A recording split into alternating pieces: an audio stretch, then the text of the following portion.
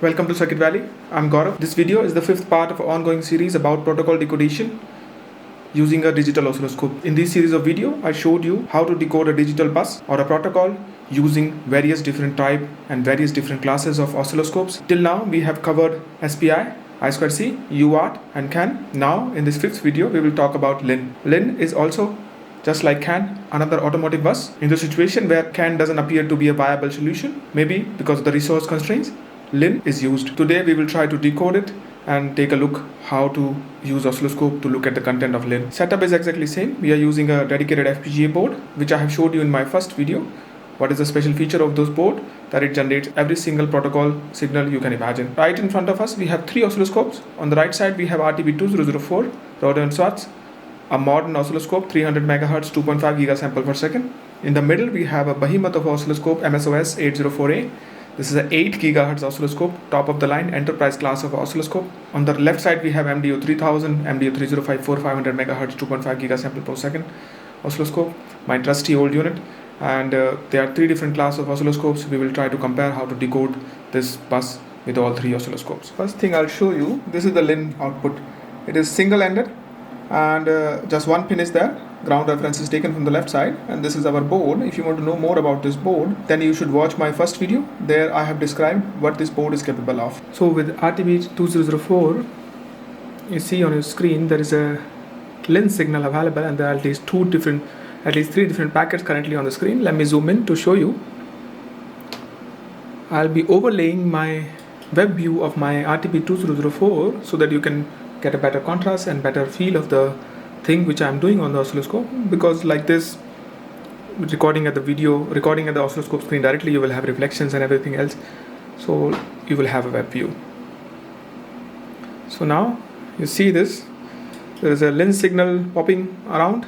LIN signal is generally, as I said, used in automotive domain, and as I have previously informed that the first thing you're supposed to do with any kind of measurement, you're supposed to set up a trigger. A good trigger really helps you go a long way. Generally with the digital bus you can also get away with a single trigger, or I'll just press the single button and I have a packet. You must understand there is not always easy to find a trigger condition, and you see in front of the screen there are multiple LIN packets are available, and they happen to be exactly same distance apart. Okay, so there is no distinguish between this packet and this packet. Sometimes you see there is a spurious pulse. A bottom going down pulse is available, and I believe this may be giving us clue. As you may or may not know, LIN bus has a wake up, and that wake up pulse is a really decent trigger target. Most likely this little spurious pulse which sometimes disappear and appear between the packets. Maybe I'll do a single capture, you can see it better. It's not there. It's not there. Not there this time as well. Yeah, there it is there. Let's enable the cursor. Okay, I need to bring the cursor onto the screen, set to the trace of channel 1. Cursors are on the screen. I'll show you the cursor. This is behind this cursor. You see there is a little pulse, and in this situation your trigger on the basis of pulse trigger will not be able to help you all that much. In this situation I will directly jump to the bus trigger, because you must understand that the space between both of these packets are pretty much same, and even if you trigger on this pulse or this pulse or this pulse, it doesn't make any sense. This wake up packet, as you saw, it keep juggling and keep even shifting this position. I'll show you. So even trying to trigger on wake up pulse will not help you much, because itself moves around all the places. So sometimes it's early in the packet, sometimes it's later, sometimes in the middle. So we'll directly set up a bus trigger protocol. So we need bus 1, LIN. And configuration, first of all, you always need to set and check your threshold. As you see, our ideal state is high, so I'll let it do auto threshold, and you see this line, it shows you where the threshold have been found.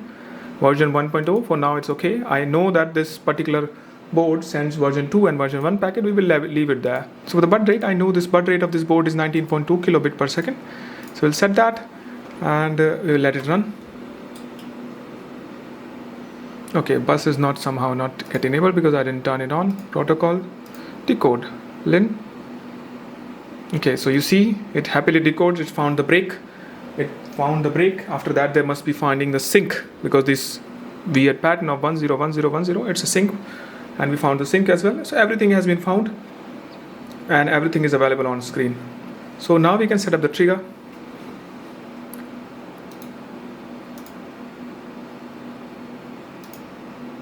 So by default it's set to wake up. You can set to start a frame as well, or error or identifier or data as well. So we'll set it on wake up, and you'll see that little pulse which you used to see, this spurious pulse, that will be getting triggered now. So wake up came, this small pulse, it goes around, how long it stays low, 260 microseconds or something like that.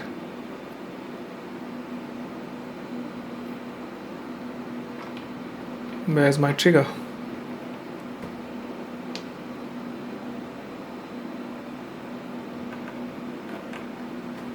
Zoom out. Yeah, now we see it. I'll zoom in. It detected a wake up. Wake up has a defined timing characteristics, and after that every packet came. If you want, we can capture a few packets and show you the bus table. How does the LIN packet content look? Sorry, bus table.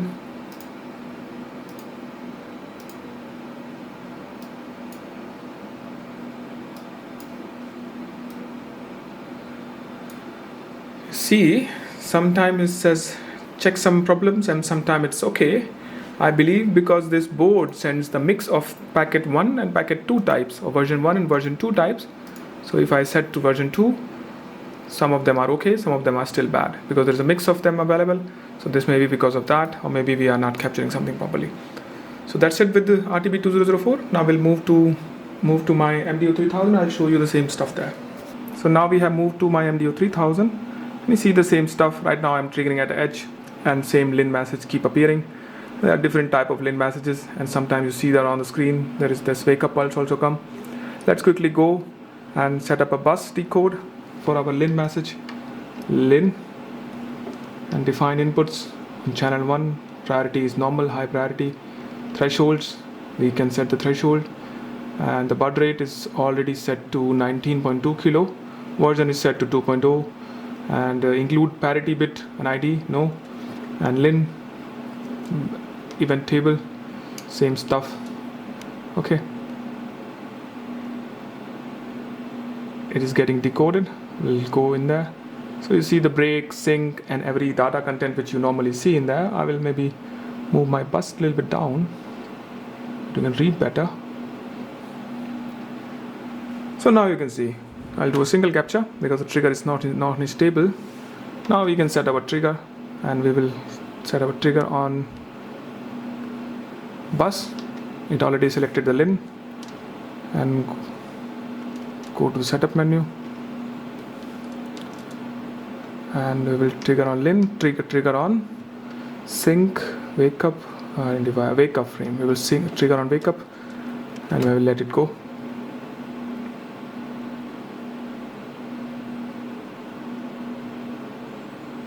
You see, now we are triggering at wake up, and the bus is still unstable. I set to normal mode now. Now it will definitely trigger every time only on the wake up. So wake up pulse always comes. After that there is a packet follows, and this packet shows you the content. You get sometime parity error. Let's do a single capture. Sometimes check some error, sometimes parity error. That may have to do with the version of the bus. Because we have selected version 2.0, we'll select the version 1.0. Maybe we'll select both of them. Okay. And event table, let's run. So now we have selected, this oscilloscope has a little bit more feature. We have selected both of the versions, and I still see some errors, but it's way better. Okay. So with this MDO3000 also we verify how the LIN message looks. We have verified that we can trigger on it, and we can set up a LIN decode and everything else. Now I'll move to my MSOS 804A. So now we are at my MSOS 804A, 8 GHz, 20 GHz sample per second oscilloscope. This is behemoth of oscilloscope. We will try to set up a LIN decode on this oscilloscope, and you can see the signal, same signal, exactly same way getting displayed, and it's jumping all over the place. We will directly go and set up a bus and try to decode it. So we have our signal on the screen. We'll set up a decode, protocol decode, LIN. It's already selected, channel 1 is already selected, and sample point 60% we can leave it there, it doesn't matter. And we have 19.2 kilobaud. Okay, that's what we have already. Let's do, okay, we need to enable the bus as well.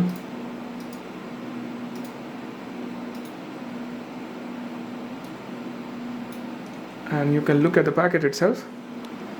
This is LIN packet, and in down there it is being shown in the whole content of the packet, checksum is good or a bad or stuff like that. Let me zoom out so that we can have at least 2-3 packets.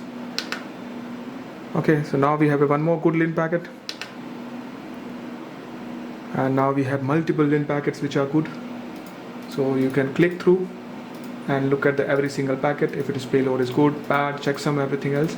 So we have verified that you can easily set up a LIN decode on this MSOS 804A. Let's do a trigger based on that. So we'll do a protocol trigger, and LIN is already selected it, and LIN packet wake ups. Okay, we want to trigger on wake ups. We have got our trigger set up, and let's see if it triggers on wake up.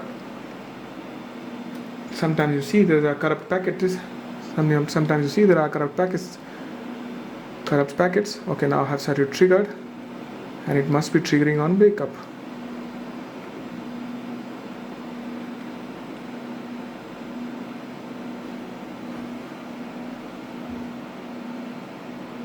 It doesn't look like it is triggering on wake up. Did I not set the properly?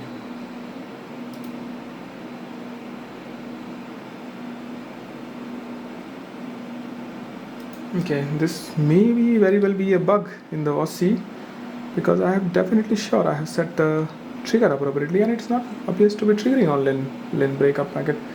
Let's do a single capture, and we will try to trigger on, for example, this packet payload ID7 DC2C. Trigger setup, LIN packet ID 07, sorry, clear 07, enter.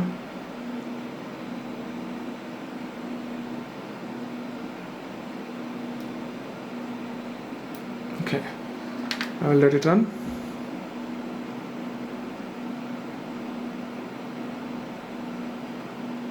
So, does it trigger always on the correct packet? It says sync not found. Maybe I selected the data baud rate or something like that wrong, because it's not doing its job properly. Let me set a protocol. It should be 19.2 kilobit per second. It's correct. Maybe this is the problem. 50% enter. Okay. And let's look at the threshold. Okay, that could be the issue, because I have set the trigger point to too high.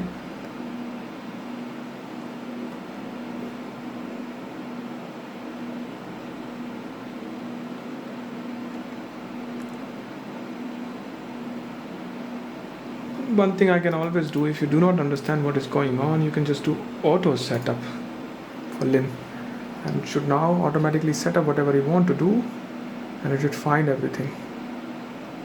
Okay, now we have it, I guess. So we now again having better packets. Let's look at the trigger. LIN packets will trigger on ID 07, enter. Yeah, now we are triggering appropriately. You see ID number 07 DC2C3480.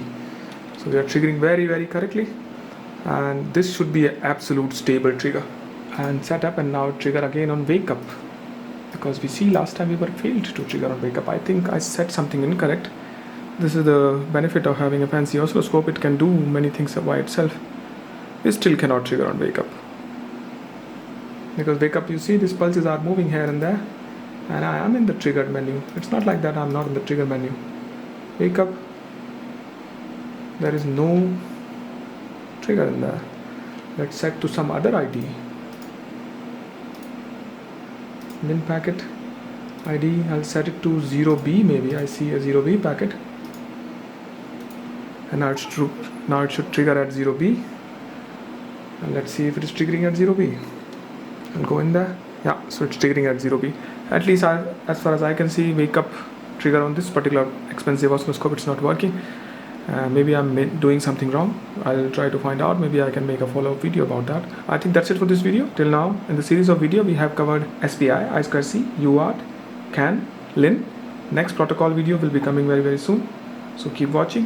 You can visit my website www.circuitvalley.com.